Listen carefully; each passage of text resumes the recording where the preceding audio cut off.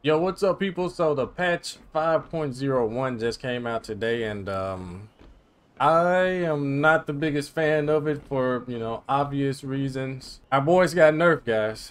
Yeah, King got nerfed. So I'll go over the patch notes, and we're gonna start off with King. The new tech roll here is only at the wall, so this is just the wall only. If it's anywhere else mid-screen, then it's a different kind of tech roll, so cross-ups and all that stuff is still possible. But this was for Akuma and Ling Xiaoyu mainly, I feel, because she had an infinite, with the down forward 2-1 and doing that forever. If you get up, you get launched. If you stay there, it just repeats forever. And Akuma definitely could like do dive kick on tech roll and do 4-3 wall splat, you just die. But it affected every character in the game. So now when you tech roll, you can't do the jump over tech like with anyone. You see, the opponent always recovers facing towards you, so it doesn't matter which side, you can't do any jump over tech anymore. So King was one of the characters that benefited a lot from this because he had the running exploder.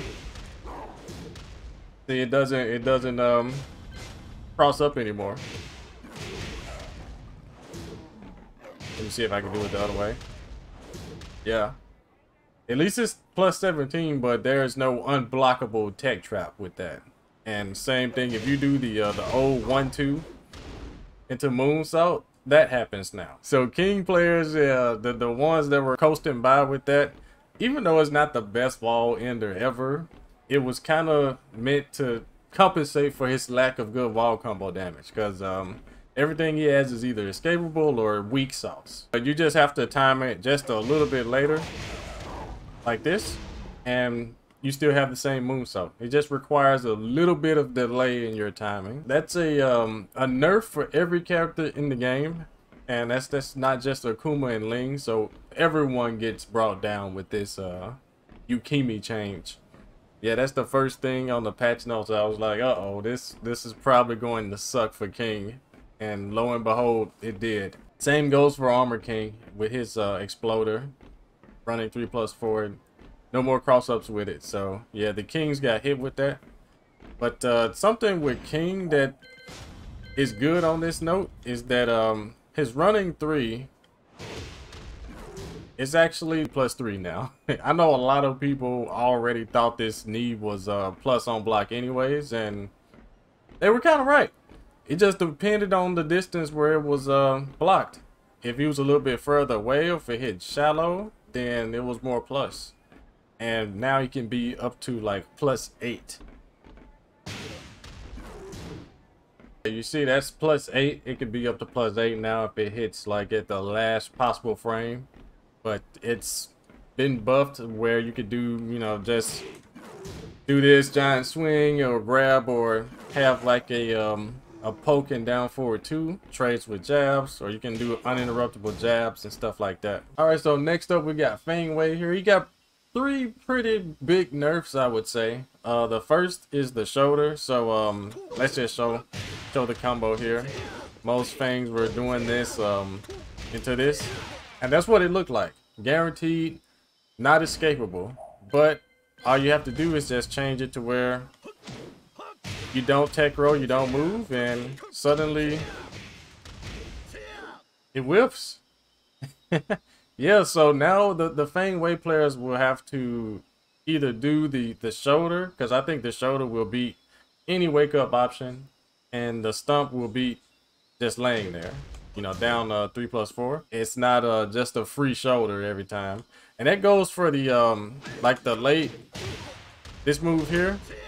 That used to be a combo in open field. He could do this in infinite stage against like the bigger male characters. So that's also gone. So the next big nerf is Kempo 2. Yeah, you used to be able to get a backwards Kempo into shoulder, but now you can just back roll. Completely resetting the neutral. And that's a pretty hard hit, I would say, because like this damage all together would be like over 40, close to 50 damage, I want to say. And you only had to eat like 4 of those and you died. So yeah, that's a really big part of his meta that's nerfed. Like at least his current meta, the knee winning Evo meta that everyone started to emulate, and now all of a sudden it's nerfed. Next here is backwards Kempo 3.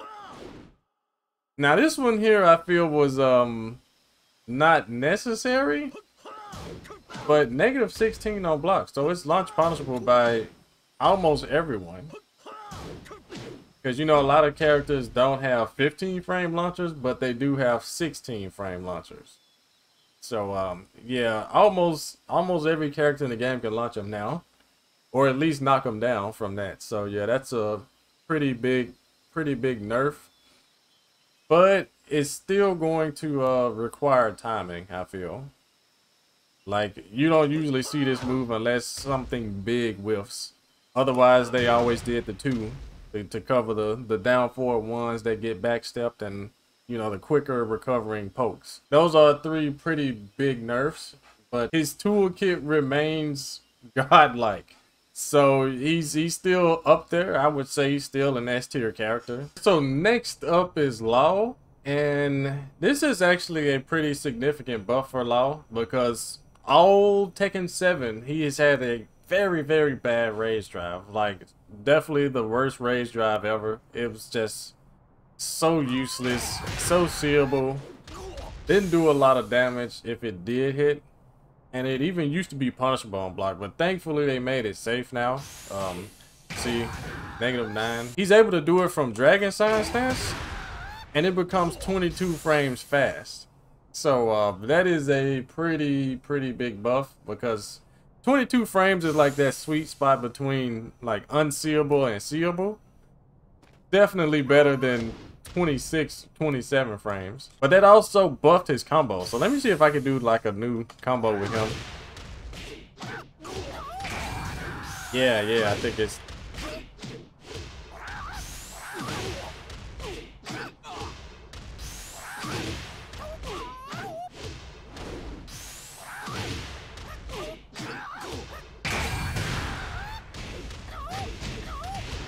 Yeah, as you can see, that's a pretty big buff to his combos, and that's actually cool. So he's able to do some real slick, stylish combos that actually do big damage. So it actually has more utility besides no utility. Yeah, it has at least the ability to be like a 50-50 from Dragon Signs. Like, say if he punishes with 4-3 in rage, then you might have to guess between 3+4 or Dragon Sign 4-1 or Dragon Tail, you know? I don't think it's going to move up out of the bottom 5 rage drives, but this is a welcome change for Law. But I might be jumping the gun. I might be too early with my assessment of that. You guys let me know in the comments what you think. You think this change to Law's rage drive will finally have it above the bottom 5, or is it still bottom 5? But yeah, this is definitely a welcome change. 50-50, more combo usage. Yeah, some utility is better than none at all. So yeah, that's really good for Law players. So besides the wall nerfs with the cross-ups and such, Armor King got a very significant buff, and that's his rage drive. Look at this. It leaves them like almost at the same distance, right?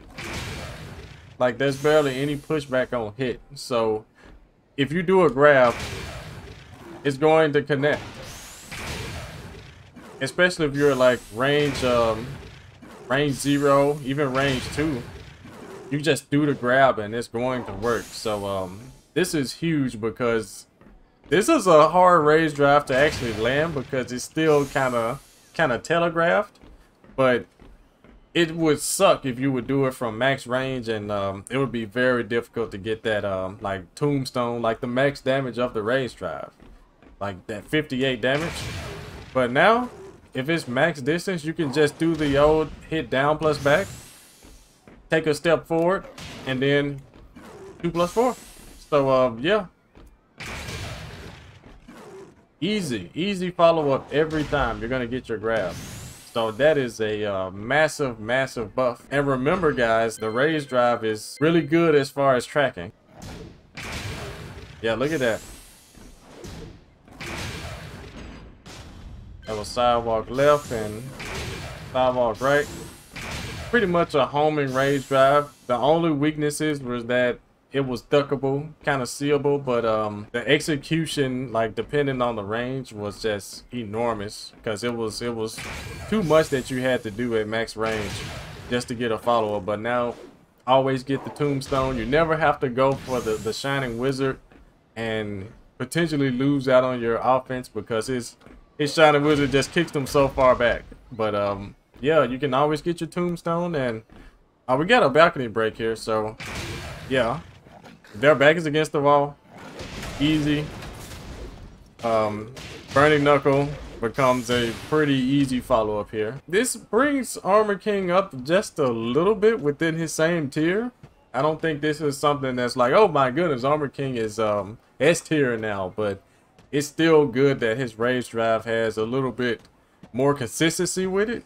So if you see any Armor King player doing this now and it hits, there's never going to be a question of whether another grab like the follow-up grab is going to hit. It will. So that's a very, very welcome buff to all the Armor King players. Time for me to get TGO. So Akuma here, his one big nerf was running 3. This has 3 more frames of recovery.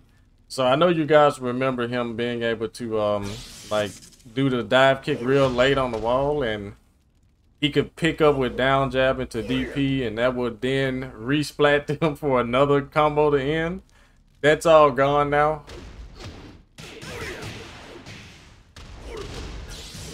It's all gone.